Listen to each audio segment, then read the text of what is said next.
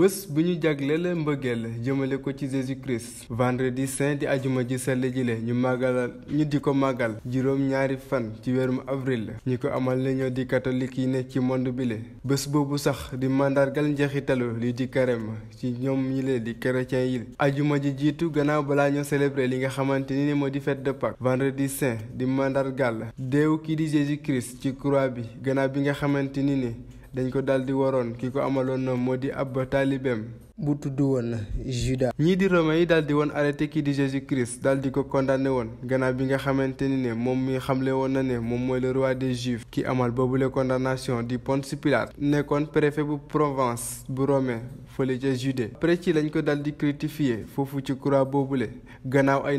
ay métital yi nga xamante ni tegoon nañ ko ci ndoddam boobule bés di mandargal pour chrétiens yi le ab privatisation jëm ci mémoire ngir li nga xamante ni ne daldi woon nañ ko teg Jésus Christ ñoom ñi nga xamante ni ñoom ñoo di chrétiens yi le ñu daldi leen woo ngir ab abstinence wala woor wala sax bañ a lekk li nga xamante ni moo di yàpp ndax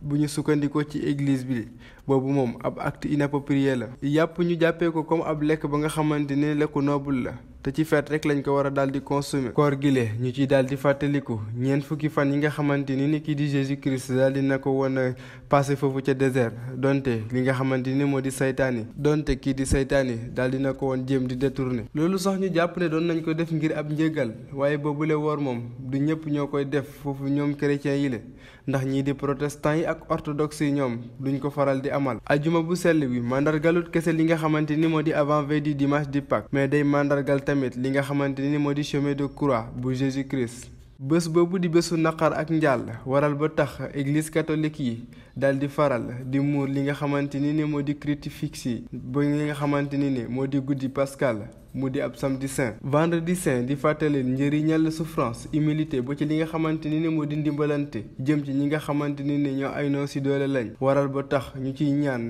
ciy amal ay ñaan jëmale ko ci wàllum jàmm justice ba ci li nga xamante ni moo di juboo bu sax dàkk ci àdduna bile loolu tax waral ba tax vendredi saint ñu jàppee ko ay waxtaan ak ay ñaan moom la chrétiens yi war di ci amal ndax da leen di fàttali li nga xamante ni moo di njëriñu sacrifice bu Jésus Christ dal di def loolu sax nekk ab benn acte bu fort bi nga xamante ni day màndargal ci seeni dund messe bi ñuy amal ci boobule ajuma war a nekk ay baamtu ay kàddu yu mbëggeel yi nga xamante ni kii di yàlla am na ko jëmale ko ci ñoom peuple chrétien bile loolu sax waral ba tax ñu naan ko la parole vivante que Jésus adresse à son peuple qui s'apprêtait à vivre dans le mystère de la foi des moments décisifs de l'histoire du salut.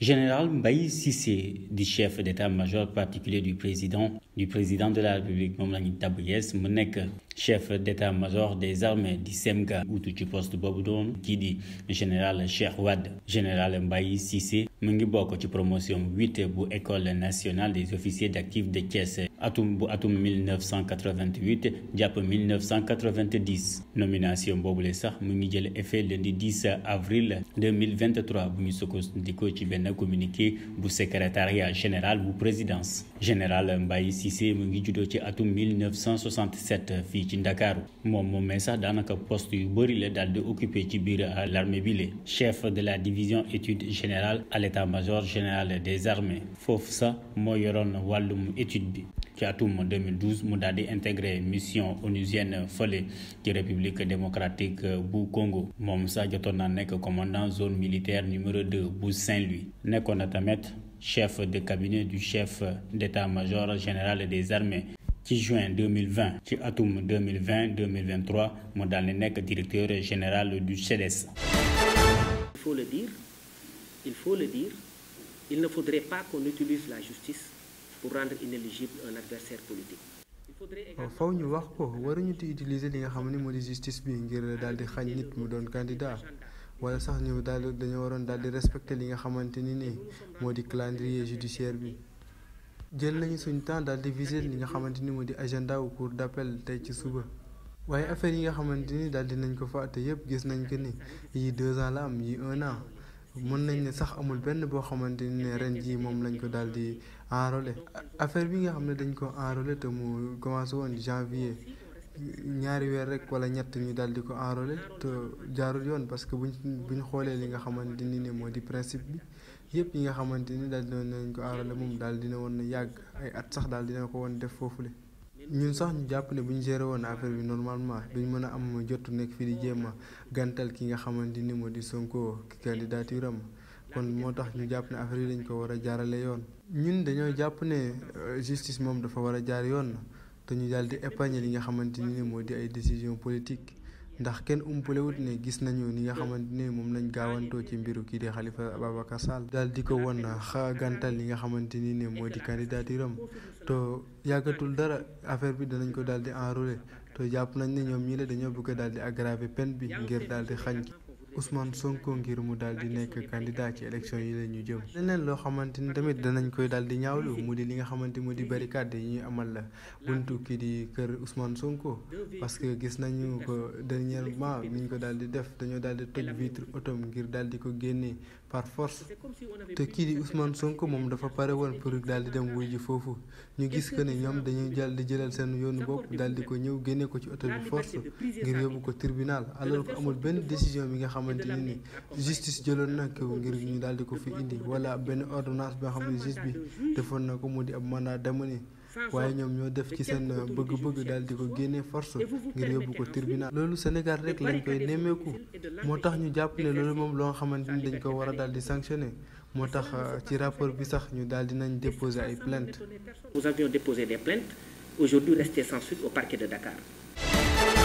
gannaaw ay jàmmarloo yu métti yi doxoon ci diggante nappkat yu Kayar ak yu Mboro fukk ak juróom-ñeenti ndaw yu baax fële ca Kayar te ñu tegoon leen loxo dinañ daal di fanaan seen guddi gu njëkk ca kaso bile ñoom ñi ne sax dañ leen a daal di placer sous mandat de dépôt ki ko amal moo di procureur bu Thiès te ñu war leen a atte alarba bi la ñu jëm ñoom ndaw yooyu la ñu daal di leen toppee daal di bokk ci li nga xam ne moo di manifestation bu ñu autorisé wul wala sax nga yàq ay matérielu jàmbur ak yeneen chef d'accusation waaye ñoom fukk ak juróom-benn yi nga xamante ni ñoom dañoo fekk baax foofu ca Mboro moom dañuy daal di xaar ngir ñu daal di leen déférer foofu lee ca parquet bi la ñoom ñi ne sax dañ leen a daal di transféré woon démb fële ca section de recherche bu gendarmerie bu Thiès. ngir ab fàttali ay jàmmaarloo yu métti amoon na guddi samedi benn fan jàpp dimanche ñaari fan ci weerum avril atum 2023 foofu ca Xoño ci benn village bu nekk ca Mboro di ab village yu nappkat bu waraloon sax ñu nemmeeku ci ay gaal yu bëri yi nga xam ne daal di ko daal di lakkoon ay nit ñu bëri daal di ci jëlee ay gaañu-gaañu ci côté bu nekk ñoom ñooñu am ci woon ay gaañu-gaañu ñu ci gën a fës moo di ay lakk-lakk ñu daal di woon rawale ci hôpital El Hadji Amadou Sakhir Ndiéguène bu Thiès ñenn ñi ñu yóbbu leen woon ci hôpital Cheikh Jean de Dieu ña ca des ñu daal di leen rawale ci centre de santé bu Mboro waaye ci yooyu la jàmmarloo tamit ñu nemmeeku woon kenn nit ku ci daal di ñàkk bakkanam. comité exécutif bu confédération africaine bu football daal di daje alarba bi ñu génne ci benn visioconférence ngir waxtaane ci lu ñeel préparatif CAN 2023 naka noonu itam ngir saytu lii di candidature ci lu ñeel organisation CAN 2025 ak CAN 2027 kuréel boobu la sax di xam ne ni kat laata mois de septembre bu ñu dënmal dinañu fësal ban réew moo war a dalal yooyu les compétitions loolu nag mu ngi koy xamle ci benn communiqué ci boobu leen daje sax CAF daal di xam ne ni kat ci lu ñeel organisation coupe du monde FIFA 2030 mu ngi soutenir lii di candidature bu royaume chérifien yi di Maroc Espagne ak Portugal ci mois de mars ci 14 mars bi ñu génnee daal di déposer seen dossier de candidature ngir dalal coupe du monde 2030 ci 73e congrès bu FIFA bu ñu doon amal fale ci Kigali bu ñu sukkandikoo ci Patrice Motsepe mi jiite confédération africaine bu football di CAF mu ngi xam ne ni kat candidature bu Maroc bi la daanaka candidature bu continent Afrique bi yépp la jamono jëlee sax mbëbët Afrique moo dina ñu mën a dalal coupe du monde fii ci continent Afrique bi la moo waral fi mu toll nii tembe ñi nga amal ay waxtaan ak ay kuréel yu bëri ngir loolu mën a antu